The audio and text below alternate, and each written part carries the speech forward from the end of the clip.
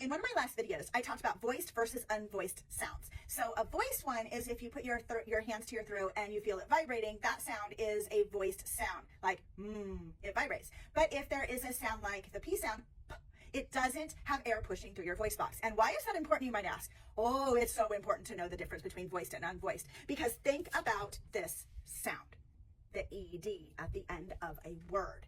It has three sounds it could say at the end of a word. It could say the D sound, the T sound, or the ed sound. So it could say d, t, or ed. How do you know when to use what? Voiced and unvoiced, let me show you.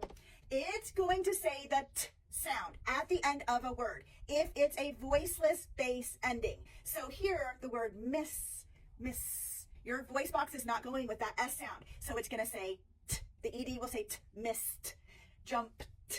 It's going to say the t at the end for a voiceless, where you're not using your voice box. It's going to say d.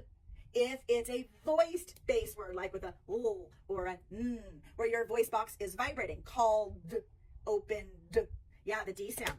And then if there is a T or a D at the end of a word, there's going to be the ED, ed.